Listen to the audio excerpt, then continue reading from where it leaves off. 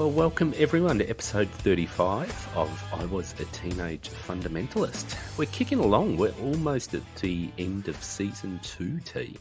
I know, it's gone so fast. I actually get really excited every week about the episodes coming out, even though I know what's in them and even though I've heard them and I've edited them and all that kind of stuff. But I get really excited about the episodes because it's just so much fun to do this. Yeah, it is great fun. I quite often listen to them on a Thursday. So get that because we do have them obviously ready and queued to go on the Thursday. So I listen to it the day before it comes out just to feel that little bit special. Because you're an eager beaver. No, just special. So today we're going to talk about Country Town AOG. You have heard this referred to a few times. It's sort of come in and out of T's story. But we're going to dig down a little bit deeper into it today and talk about some of those things. And some of those things I think for T will be painful, triggering, frustrating, annoying. I don't know. I think there'll be a range of emotions. Yeah, no doubt, no doubt. There was some really good times in there, though. There was some fun times, there were some hard times, and it was certainly a challenging time and a time that really stretched me. So there was a lot of growth, and I think it was actually the beginning of the end of my time in the AOG at all, or completely, because I just saw so much and I had these experiences, and yeah, it really changed me, and it really changed the way I saw the whole movement. Yeah, it's that insider's view, isn't it? I mean, you dug even that little bit deeper than when we were at Big Fat Hairy AOG. You dug down into this one deeper and were in the inner workings of it. You were part of the Opus Dei. Yeah, that's right. And also, I think it wasn't just seeing inside the local church; it was also seeing inside the state AOG that we lived in. So, seeing the things that were asked of us by the state executive and some of that political stuff that was going on, but definitely part of being involved in the local church at a leadership level and seeing some of the shit that the pastors genuinely do get thrown at them. And I say that saying that it's not always their fault. Some of the things that people expect of them can be quite unreasonable. Tell us about some of that. I think the lead up to it really is where it all started. And I think in episode 32, where I talked about, sort of being rejected by that family, and then my best friend ran off with my then girlfriend. I don't want to say ran off, but they hooked up. Then they both distanced themselves from me, and I said I was quite alone. And so I was feeling quite frozen out by them, and youth and church became really quite awkward because I'd go along and I'd see them, and there was like part of wherever they were sitting, that row or that group of rows was sort of off limits to me, because they didn't want to be near me, and to be honest, I didn't really want to be near them either. And so I was feeling awkward, and I wasn't exactly happy in my time. I was still quite upset by everything that had sort of happened. I was still at Bible college, and by that stage, a guy had arrived at Great Big AOG from another capital city, and he was a young guy, pretty much our age. So we were all in sort of our low 20s. And he was a pastor's kid. And he turned up to go to Bible college at the same Bible college as me. And so he was going along to Great Big AOG, and we're going to Bible college together.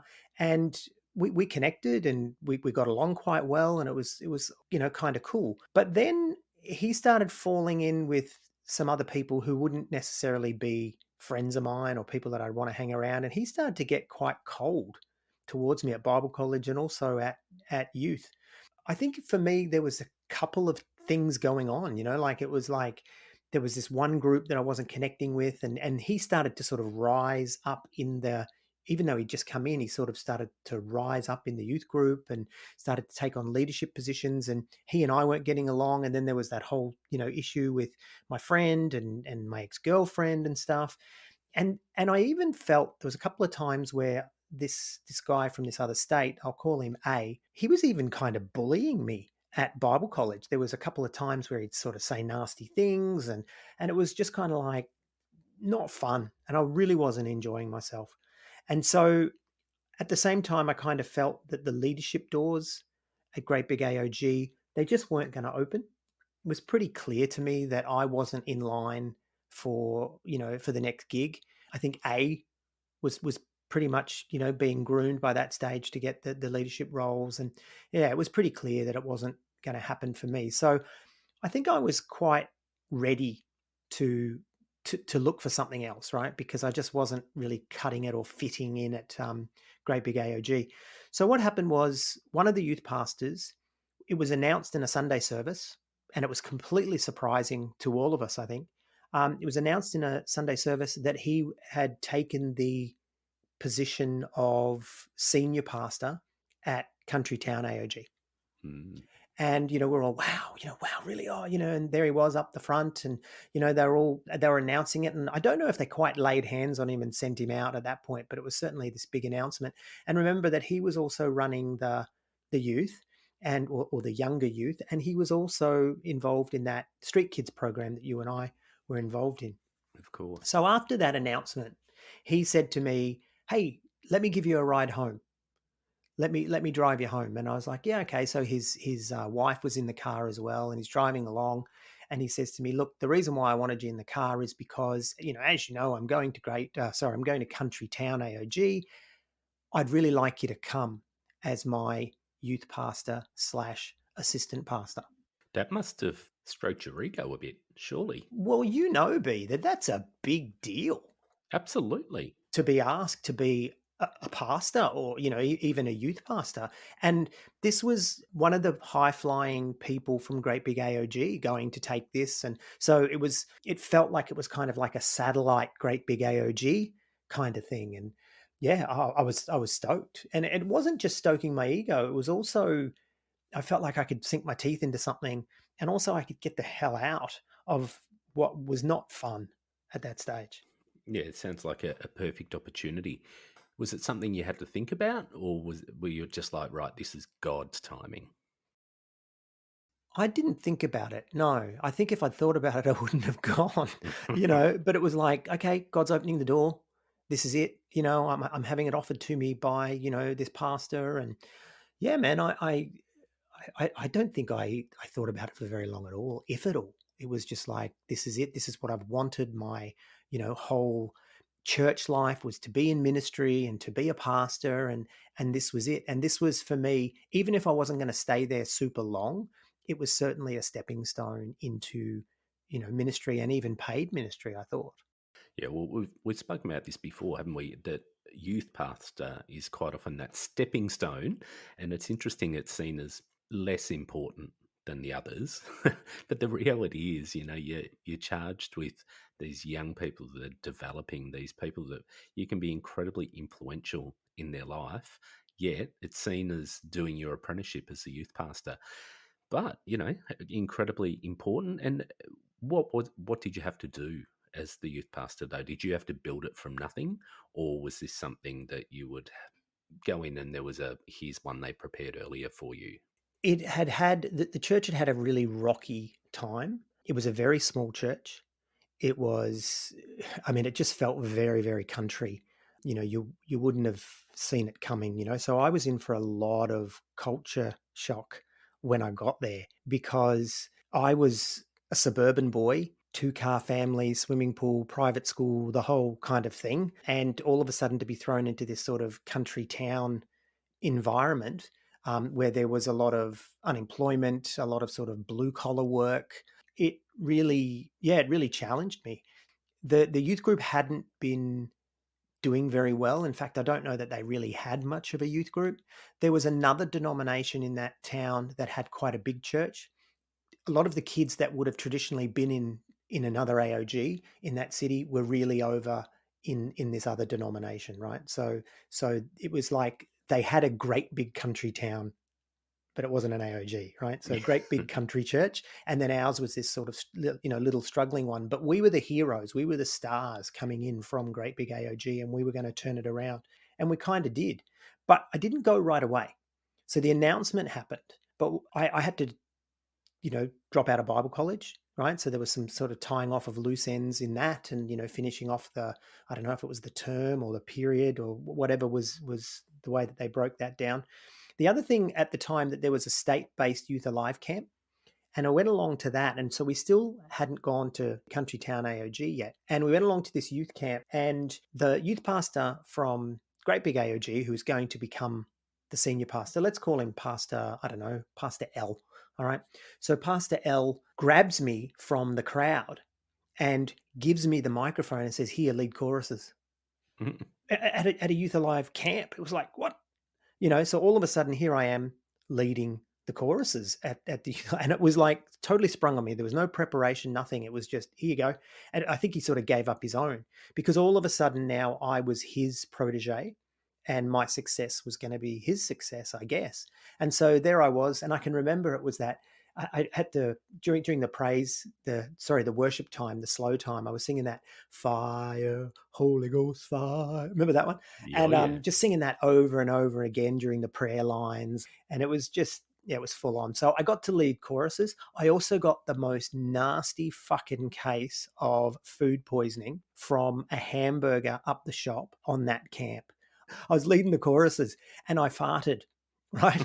And I mean, it was probably the longest fart in my life up to that point. It went forever. And I Great. walked over to a friend of mine. This is a true story. Here I am at the Youth Alive camp leading the choruses, right? And it's now, it's slowed down. It's, altar call choruses kind of thing. And I do this fart and it goes on for, what felt like 35 seconds. And Mhm. I walked up to a friend of mine, put the microphone down, turned around, and I said, "Have I just pooed my pants?" And he looks at me and he goes, "No, you're fine." Because I swear to God, I had followed through. So here I am. And, one of from a youth pastor's perspective, it's a really pivotal moment. And I'm Yeah. farting like a banshee and worried that I've shat my dacks. Right? True story. I mean, it sounds like a spiritual attack to me. Well, it could have been, but it was a nasty, nasty case of food poisoning. It turned into food poisoning where for probably about a week I was in pain, those sharp pains you get from food poisoning, had to go to hospital, the whole bit. So this was the lead up. Okay. And then it was a couple of weeks. I'd already hooked up with my soon to be wife, or one day to be wife. I shouldn't say soon to be, it was still a little way off. And so even though I was going to Country Town AOG, it was only a few hours drive from the big city where we were. And so we decided to have a long distance relationship, but lots of travel. So we were still going to see each other a whole lot, which we did. So yeah, I got to the church. As I said before in that other episode when we talked about volunteerism, I was not on any sort of paid salary from the church, but I was getting money from that charity, supposedly doing street work, but really I was, doing the church. I got myself a job working at a service station 3 nights a week. I remember this. Yeah, it was graveyard shift. Yeah. So I would go from midnight till 6 a.m. or 11 till 6 a.m., whatever it was. And it was pretty full on. So 3 nights a week, I'm staying up overnight. And then I'd to sort of crash and get myself sorted and everything and back into a routine. And then I'd do a couple of days in the church and do, youth and weekends and, church twice on Sunday, etc. And so my body, I don't know if you say your body clock, but it was really out of whack because I was just doing, nights and then days and then nights and then days. And I think, you've done something like that when you were in another part of your life. You know how it really upsets your body clock. Yeah, I did 7 years of night shift. It was absolutely horrible. Yeah. And so, okay, so we got to this church. As I said, there was, they'd had a rough time. They hadn't really grown very well. A lot of well, I shouldn't say a lot of, some of the elders in the church, their own kids didn't go to this church, right? So they were elders committed to Country Town AOG, and their own kids were off, in the bigger church or in other churches. So they weren't doing great. But what had happened is a whole heap of Potter's House refugees, right? So people that had left the Potter's House Church, which is pretty culty, right? And in fact, Oh, yeah. I'd say hardcore cult. And they had all sort of got pissed off with the Potter's House, and a big group of them, like 15 or so, had all moved over to Country Town AOG. And so I connected with them pretty much right away because I had my revival center background and I knew what Potter's House were like. And so I took a lot of them under my wing pretty quick. But as you could imagine, they were very legalistic and they were very hardcore committed. Let's go to church a million times a day, a million times a week. So we had this instant committed gang, and they were quite young. So the youth group kind of took off quite quick. What was the expectation, though, of you as a youth pastor? Like, what was your day to day? I mean, you've talked about you worked at the servo for a few nights a week to keep you afloat. You were getting some money that was coming from that charity. What was the expectation of you on a day to day basis at Country Town AOG with the youth group? Well, you know, B, that Great Big AOG was all about performance. So we would spend a lot of time upping the performance level of Country Town AOG. We would spend time preparing the choruses and the sermon and getting the building looking better and organizing the band and guitarists and all that kind of stuff. Like, it was all very performance focused. I would spend a lot of my time doing that. And the cool thing was, all of a sudden, I was given the responsibility of not just leading the fast songs, B, I was all of a sudden allowed to lead the slow songs on a Sunday morning. You know you've made it. Oh, fucking made it. Yes, there I was, and it was in the midst of that early days Hillsong stuff, all the Jeff Bullock, have faith in God, shout to the Lord, and all that kind of thing, and Stone's been rolled away. Remember It, that one? it was a groovy time in church music, wasn't it? Oh, yeah, it was the big hits. And so I would spend a lot of my time preparing for the youth services, preparing for the Sunday services. But then I was also trying to build this youth group, right? So I was discipling these people that were in the church. And so I think I've mentioned this to you before, that I started wording them up about, do you think maybe you should start wearing a tie on Sunday? Or do you think maybe you should start wearing a skirt instead of jeans? And so I spent a lot of my time prepping performances, really. There was a couple of times where I was put in charge of the entire service. Yep. And so I would have to build, the agenda for the entire service or the theme or whatever. I can remember once the senior pastor went away for a weekend, so I had the preaching both the morning and the night. As you know, that was just like crazy big deal. But Mhm. the church would, I don't think it was even 100 people, be. It was really small. Leading the services, preaching twice on a Sunday, that was a huge big deal, and I was quite excited about that. I spent a lot of time doing that. I think also building the friendships with the youth leaders, the people that I had sort of picked up and nominated to be youth leaders. I mean, they wouldn't have got a look in at Great Big AOG. They wouldn't have got a look in, but you work with what you've got, kind of thing. But they were really good people.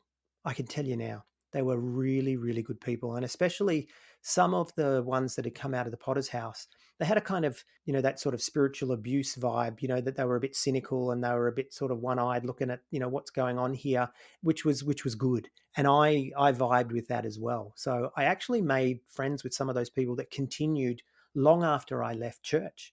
I became friends with, or maintained friendships with some of those people. You've spent a little bit of time in Country Town AOG. You've come from Great Big AOG. What were some of the really evident differences between the two, or were there? Oh, first of all, socioeconomic. Great Big AOG, whilst we certainly had a broad spectrum of people across the economic sort of spectrum, I think down there it was mostly working class and a lot of unemployed people too. And there were people that were on, a lot of people on benefits, I think too, and not all of it was unemployment benefits. I remember there was one guy came in one day and he said to the pastor, he said, "Oh, pastor, I think I'm the Antichrist. I think I'm the beast." And the pastor goes, "Yeah, well, if you were, you'd probably be brokering a peace treaty somewhere in the Middle East about now. So I don't think you are." And everyone knows that the beast doesn't come until COVID ushers the beast in. Well, that's right. And also, I don't think that the beast is going to hang around Country Town AOG. Do you? Oh, look, it's a lovely place, but no, no, probably not. Look, the youth group grew really fast. We started reaching out to some of the kids that were displaced and sort of broken. And I think my street work had prepared me for that, working with the street kids. And so they were a great bunch of kids. And I started to really care about them. I started to genuinely care about, their well-being. But at the same time, amongst the adults, the church politics were really quite harsh. There was a lot of people who wanted to be running the performance like we had once upon it, well, like I had once upon a time. And all of a sudden now I was charged with running it. And there were some people that they wanted to be running it. and they didn't necessarily want me to be running it. So there was a little bit of cattiness and a little bit of carry on like that. The other thing that happened was, and I mentioned this in the episode where we talked about volunteerism, is that I was supposed to be running this charity as well down there, but not really. The senior pastor sent me around to the different churches and asked them if they wanted to join up with this charity if we started it here in Country Town, and they were all like, no, no, we don't. And it was like, oh, okay. And so, the senior pastor thought we were going to come in and just rally everybody around. They were all going to come back to the AOG and we were going to go on. But of course, that didn't happen at all. And so they said, no, we don't want to be part of what you're doing. We're happy to be doing what we're doing. And then there was that whole Youth Alive takeover thing that I talked about once before as well. So I was told via the senior pastor that the head of the AOG in the state had said, we need to take Youth Alive back from this other denomination. This other denomination had this big church, and they had rallied all the different evangelical churches in the city or in the town together to run these big events. And they had it in a basketball stadium, and it was a big deal, and they were doing really well. But the AOG state executive were like, no, we need to take it back. We need to make it an AOG thing. And I don't know how that was ever going to happen, because we never started to take it back. We never tried to take it back. We were just told that this is what we were going to do. And as I told you, that really rubbed me the wrong way, because a lot of those guys, at least when I was in church life, they seemed like really nice people. They were trying to do good things, and I was happy just to work with them. I didn't feel like I needed to take over at all. But that wasn't the plan. So that was hard to take. What do you reckon it was about, the essence of it? Was it about a power thing? Was it about wanting to own that? Was it about theology? Oh no, it wasn't theology. It was totally just about wanting to own it. It was totally about, Youth Alive is an AOG thing, and we are the AOG. Give it the fuck back. That's Mm. what it was about. Because it made no sense. They were already doing everything that a good Youth Alive program should do. You were saying that a lot of the evangelical churches got on board and they all organised this and put it on together. Did Country Town AOG jump in and get involved as well? Oh, of course, yeah. We got involved, and I was invited to be part of the Youth Alive board Yep. for that group. But certainly I wasn't invited to be the chairman. German tea. To be honest, if they'd given it to me, I wouldn't have known what to do with it. Yeah. Because I wasn't ready for anything like that. What probably would have happened is, you could imagine Pastor L would have just stepped in, taken over, run it. He would have, done the fast songs, the slow songs, the sermon, the altar call, taken the offering, the whole bit, and we all would have sat back and gone, "Oh, that Pastor L, he's amazing. He's just like another version of Pat Mesiti." That's what we would have said. We would have said that. Fast forward 25, 30 years and we wouldn't say that. Or would we? Who knows? Don't know. I haven't seen him in a very long time. Don't know where No. he's at, what he's doing. Always a little bit ranty on socials. You see him dropping some little sermons every now and then, that's for sure. So tell us about some of those stories that you're talking about. There was power struggles within, that people were wanting to lead from within. You've come from the city. Here you are, city boy, helicoptered in. You're charged with taking this space and driving it, and no doubt trying to grow it, because that's what you did in the AAG. You grow it. You can't just be happy with the status quo. What were some of those stories? What were some of those things that happened, the interactions with people? One of the guys who was a thorn in my side, he was like making his own Christian movies, right? So he had a video camera, and he would get his friends together, and they would make Christian movies. Mm. I'm sure kids at school would make better movies than what this guy was making, but this was his ministry, right? I'm going to make Christian movies. And then he wanted to preach, and he wanted to, lead the choruses all the time and all that. And he just started to dig, really dig at me. And, he's talking about me behind my back. And it was like high school, and it was really, really hard, because I didn't want a bar of it. I didn't want a bar of any of that. And he was just weird, right? He was just really weird and just really dorky, and he looked like Jehovah's Witness, if you know what I mean. Like, just bad haircut, mustache, tie. Not there's anything wrong with that, maybe, I don't know, I don't wanna sound like a complete ass, but he was just, he was just a pain in my ass, and so he would sort of gather some of the young people, and go and have, like, Bible studies at his house, at the same time where I'm trying to run a Bible study and just shit like that, and that was hard to take because really what I wanted to do is I just wanted to iron fist. Boom. No, not taking any of that shit, but I wasn't allowed to. And maybe that was a good thing. Diplomacy is usually the way to go. Usually, sometimes you do have to come in and definitely read the riot act, but diplomacy. But how did that work? How did you feel? You were helicoptered in, but did you have the backing of your senior pastor there to do stuff? Were you charged with driving stuff? Were you autonomous, or what happened there? Well, no. I mean, no, I wasn't autonomous, but I was certainly given tasks to carry out. Did he back me? When it suited him. So as I said, I was getting a couple of days a week salary from the charity. And I was supposed to be doing stuff for the charity, but I wasn't. I was just basically doing all that sort of church stuff. I decided to try and build a presence for the Street Kid program. And so I started going around to some of the different agencies in the town, knocking on doors and saying, "Hey, we're here, and this is what we want to do. We want to do." And it was just so blustery, and I had no idea. So basically, it's like I'm going around to established social services agencies and saying, "We're here now, and we've come to take over, or we've come to do a good thing." And so they started asking me questions about abortion. Oh, What's your organization's view on abortion? And I was like, well, that's easy. And off I went on my hyper right, great big AOG kind of rant yeah, against abortion, yada, yada, yada. yeah, And they sat there and they looked at me, these two women in one meeting in particular, and they must have just thought, "Oh, fantastic! He's just hung himself. He's just hung him, and we're gonna destroy him." And we mm, called them the feminazis. That's what we called them back then, right? I'm not yeah, saying we should have. That's what we called them back then. So next thing you know, there's a bit of a scandal in the country town that mm, the Country Town AOG Street Kids program is pro-life and yada yada yada.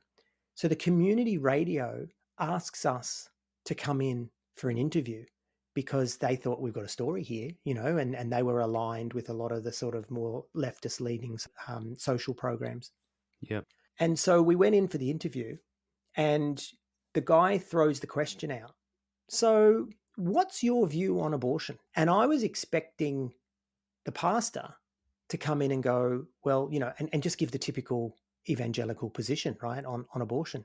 yeah, And I watched him duck and weave and give these sort of non answers in a way that was, now you may say was really smart because he was sort of smoothing things over. But for me at that moment and where we stood, remember how we thought as evangelicals around something like abortion. yeah, I was really disappointed because I thought you've just betrayed what we're supposed to be about as an organization. Now, again, I want to make it clear it's not where I'd sit now.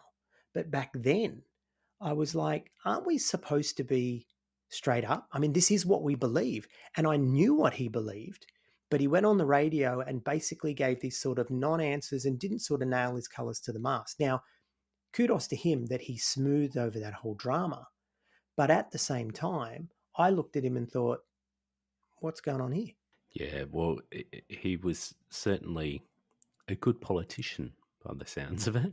You can give lots of answers that aren't answers and duck and weave. So that seems to work. So what was the fallout from that, or was it smoothed over and you were able to keep going forward? Yeah, it was smoothed over. It's funny telling that story because looking at it from where we sit now, I just wouldn't have been involved in that kerfuffle at all, right? It just never would have happened. Yet I kind of felt somewhat betrayed, and I kind of felt like we were being hypocrites. That's probably the word. It was very hypocritical what we went in and did on this radio show. That for me was like a little bit of a, oh, okay. You can stand up for what you believe in, or you can know, pick your battles and all that. But when you go in there and really give, on radio, and really give the apparent point of view that isn't really your point of view, I don't know. Am I being silly even thinking this now? I just kind of felt like it was really hypocritical. Yeah, look, I'm not sure. I mean, maybe he was trying to protect the space a little bit more and not be too controversial. And I really don't know. I mean, I wasn't there, but I can certainly see both sides. I mean, back then, I would have thought the same way as you, though, and thought, why the hell isn't he owning this? Because this is a very clear thing. As a Pentecostal, you do not believe in abortion. Like it's really, really clear.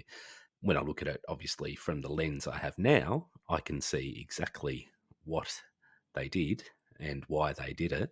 If you're going to restore some sort of relationship within the community and some sort of influence, you don't want to come across as that hard ass, hard right because it just polarizes people. But completely get why you would have been disappointed because I would have been too. I would have felt betrayed. Yeah, well, that's really how I felt. So that happened, and that left me sort of going, "Oh, okay," and sort of smarting, because it was like there was no conversation either about, "Look, this is what we need to do, and this is why we need to do it." And maybe even if there had been, I still wouldn't have understood. But we had some things that were non-negotiables as Pentecostals, and one of them was abortion, right? So that Mm. was that. The other thing that happened was I decided to put on my own little Youth Alive rally, really, and so I did this down at the beach, Of and course you I did. yeah, exactly, that was tea, right? So I basically did my own little thing, and I called it Bay Rock. Right, Uh, and yeah, yeah. So what I did was I got some Christian bands from around the state, and I got them to come in, and we paid them very little, but we paid them whatever that was that they asked for, but it wasn't very much. And we got up the back of a truck, and we went to the foreshore of a beach nearby, and we had this big concert. And YWAM came and did some mm, performances, and some different bands were there. It was huge, and we had country town churches from all around the region turn up for this event. A lot of people from Great Big AOG drove down. I don't know if you came along. It was a big deal. I knew it was on, and I remember not going, but I don't remember why. Don't take it personally, but I remember I didn't go. And I remember people talking about it, though, saying how good it was. Yeah, of course it was good. Yeah, because I did it. Oh, yeah, of course. So it was a big deal. Mm, Okay, and it went really well. The youth group was growing, people were coming. I was expected to preach, I was expected to lead choruses. I was doing all that stuff that a good youth pastor did. And I even, we even had a youth camp. And I was thinking, oh, look, our group is quite small. So I reached out to a friend of mine at a suburban AOG and said, hey, can we join up for your youth camp? And my Bible college principal came as the speaker, and we had these two youth groups together. And there was praise and worship at the camp, and all of a sudden I was the one that was expected to sort of get the Holy Spirit to fall, mm. and he didn't. Right, we sat there for ages singing the same song over and over, and the same line over and over, and it just didn't happen. As well as some of those great big AOG youth camps that we've gone on, where you just have the ooh ah. I don't know. It wasn't. Did we not have good enough musicians? Was it me? Don't know. Didn't happen. Great camp, had a good time, but no ooh ah. It'd be interesting to see why. See if we can peg that one on you. Yeah, well, I think it's because I wasn't a real Christian. That's what people would say, wouldn't they now? They'd say, "Yeah, because he's gonna go off and make podcasts." But I remember that. I mean, look, I'd had other times where it had sort of happened, but I Mm. can just remember being at the youth camp thinking, this is what we're gonna do," Didn't happen. But, it was a big deal. The Bible college principal was there. We had, quite a large group of kids because we had the two churches together. Yeah, it was a good time. So I think in a lot of ways, in terms of being a successful youth pastor, I ticked a lot of the boxes, B. I really did. I tripled the size of the youth group, or even more, possibly. We'd had, successful camps. We'd had, little outreach rallies, and, etc. I'd gone on the radio and, and pissed off the social program people. I'd done everything that a good AOG youth pastor would do. Well done. And what sort of period of time was this? How long? I was there for about a year. Okay. Yeah, I was there for about a year. And the thing that kept coming back to me though was I just didn't fit. I just didn't fit in this town, and I didn't fit the mold, of what they needed in that town. They really, it's Country Town AOG. They needed a good country fella or a good country girl to really run the youth group and really understand these kids.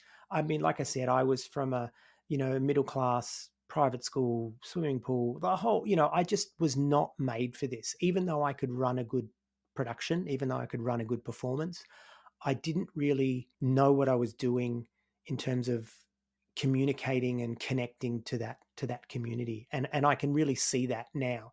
But at the time, I just felt like I was constantly coming up against these walls. And then at the same time, the senior pastor was very controlling and very flexible with the truth, Mm. and not just on the radio, right? But with other people. And a prime example was when I did the Bayrock thing, the group of kids from from the larger Pentecostal church came along, and Pastor L went up and talked to them. And then the next Monday, he comes to me and he says, "Oh, did you see those kids from the other church? Oh, gee, they were up themselves. They were this, they were that." And he was really bagging them out. And then he said, "Yeah, and I told their parents what they were like." And then he said this to me. He said, "But I'm afraid it's going to get back to their pastor that I'm bagging them out. So what I want you to do is I want you to ring him and I want you to tell him what those kids were like. So that way it's coming from you and it's also coming from me. Mm. And that way it's not going to look like I was just I can't remember if he said running off my mouth or whatever, but he basically was orchestrating, covering his own ass for dissing someone else's, youth group, right? Yeah. Swear to you this really happened." So he made me ring this other youth pastor, and I did. And you know what the other youth pastor did, to his credit? What's He that? said, "Why are you ringing me telling me this? It's not your place to tell me this about the kids in my youth group." And just called me on it. Good on him. And I was in absolute shame, because I didn't even think this. I didn't even believe this about these kids. I had no fucking idea. And Yeah. I just crumbled. And I hung up the phone and I said to my girlfriend at the time, I said, "This is what just happened." And she said, "You were stupid. You should never have done that." And I Mm. was like, "But the senior pastor asked me to do it." I was just led with egg on my face and he got away, oh, God. And that was another moment where I just went, where am I? What am I Yeah. doing here? Who is this person that's got me running around doing these stupid things? And so I started to pray. And I can remember you're praying to leave. And I can Yep. remember I was in the service station one night. I was cleaning the glass on those big drink fridge doors. Oh, yeah. And I said to God, I said, "When can I leave?" And I had this sense, soon, right? Came Mhm. back to me. Now, this is something interesting because this actually became quite meaningful later on. That I actually stopped and I said, "Yeah, but you said you were coming back soon, 2,000 years ago. What the hell does soon mean?" And for me in that moment, as you can imagine, later on, it was an unpacking and a deconstructing and going, what does soon mean? And why did he say he was coming soon? In 2,000 years, he was a no-show, etc. But even then, at that moment in the fridge, I'm thinking to myself, that doesn't add up. And it was like this theological moment in the midst of my own struggle with the church and what had been happening in the church. It was a pivotal moment for me theologically and emotionally. And then I hung around for a couple more months, and then I announced that I was leaving to the senior pastor, and he was telling me that I shouldn't go and it's a Yeah. mistake. And some of the elders said to me that I shouldn't go. And one elder's wife actually berated me for leaving. But I couldn't turn to them and say, he does this and he does that. And, you can't do that, right? Because it's just not the done thing. And so I was miserable and I was getting shit for leaving. But I decided to go back to Great Big AOG. I made the decision with, consultation with my soon to be wife and her parents who were pastors, right? And they said to me, just keep your mouth shut, just leave, don't worry about it, everything will sort of work out. And so I did. I made that decision to go.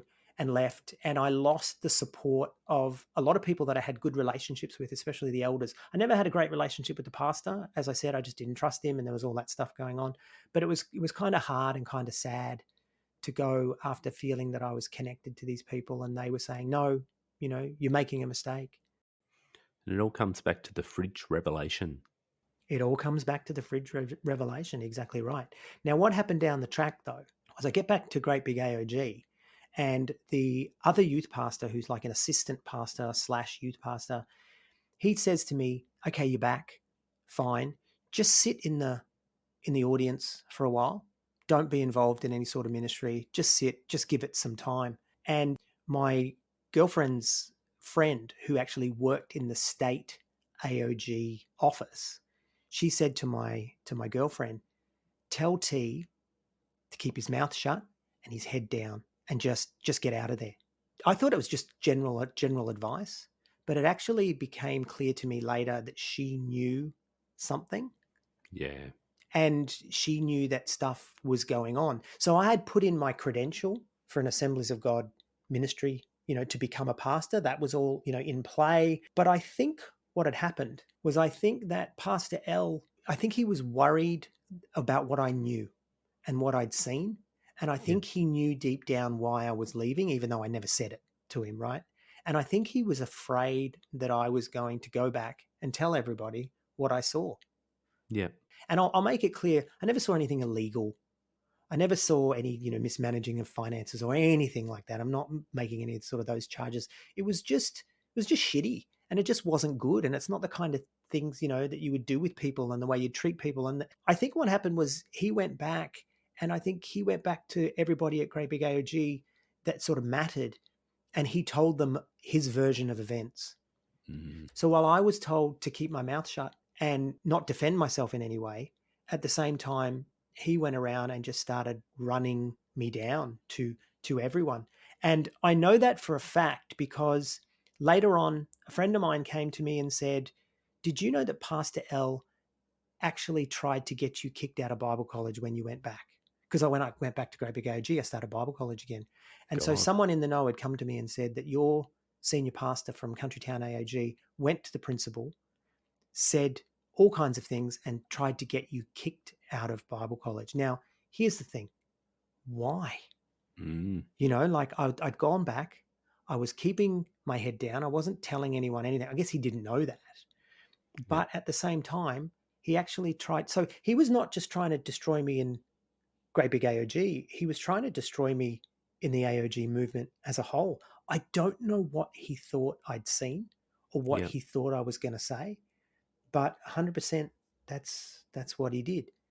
Pretty vindictive. Yeah, it was horrible. So later on, he had a big kerfuffle with the elders and ended up leaving that church anyway. And I don't know if they asked him to leave or if he just left.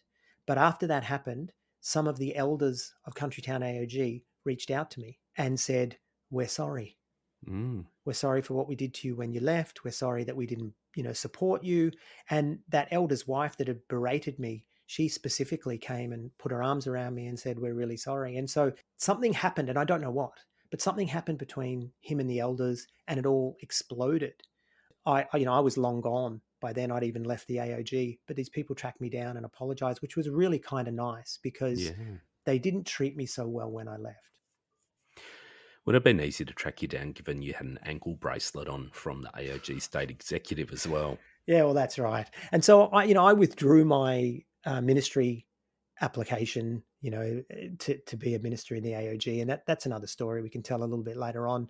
But I didn't do it right away. But as it probably turned out, I wasn't going to get it anyway, because when No. I look back at the fact that this person had, even gone to my Bible college, I'm sure this person had gone to the state executive and withdrawn his, reference for me, probably told them why, whatever those reasons were. And that state executive secretary who came to me, not the secretary of the state executive, but worked in the office, came to me via my ex and said, "Tell him to keep his mouth shut, tell him to keep his head down." So she knew stuff had gone on.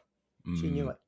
And so, yeah, I started to hit a lot of closed doors back at Great Big AOG, and I didn't know why, because I hadn't done anything wrong. Mm. Worst thing I'd ever done.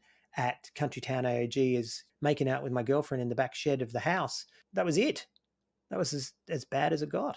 Yeah, it's interesting. I remember, and we've reflected on this before. I remember when you came back, you were on the nose. Like there was something about whether I can't remember anything specifically being said, but things had gone a little bit weird at Great Big AOG. I was definitely involved in that weirdness. You'd come back with a very different lens, and I think we sort of flipped that around, and it was like, what's T doing back? I do hear you. It was I came back having been changed by that experience Hmm? because, a year away from Great Big AOG, all of a sudden I was in this small town. I was seeing things at a ministry level. I was seeing things at a state executive level that just made me go, this isn't what I signed up for. Yeah, And so it definitely had changed me. It definitely made me a lot more cynical to the goings on, but I was still 100% committed to the faith. I was still 100% committed to Jesus and to building the kingdom and all that. Like none of that had come undone at all. It was just I don't like what's going on in this denomination. I don't like what's going on in this church, and I just didn't fit anymore. I reckon it had started to come undone for you, but you didn't know yet. Maybe you were in a bit of denial. Who knows? You don't reckon it was starting to unravel a little bit for you? Well, I think I said the other day when I was talking with someone that the moment I joined was the moment I started to leave Yeah, because you find things out and you learn things. And so, yeah, I was starting to unpack things, but not the core doctrines, not the no. core beliefs. It was, these other things, like tongues or whatever. It wasn't about, is Christianity true? But that certainly happened later on, as you know. Mm, absolutely. We will definitely unpack the next stage of when you did come back to Great Big AOG in another episode because it was another chapter and it was a weird time. And I think it was a weird time for you. And I was right on the precipice of a very strange time for me as well. So I think it's where our lives collided a little bit. Yeah, well, we were both on the edge of leaving, but for different reasons and heading in different directions. And so I think something really weird was happening at Great Big AOG at that point, and they had a lot of problems with leadership and problems with the youth group and all that. But yeah, let's unpack that in another episode. But I just hope this episode hasn't been too boring for people. Me just sort of talking about what happened to me at, Country Town AOG. But I did think that it was a pivotal moment for me in the direction that I went, and I felt like it needed to be unpacked. Look, it was a very important part in your journey. So I completely agree. I think it was given that this was probably given fridge revelation was the start of the Fridge next steps. revelation. Yeah, that's what we're going to call it.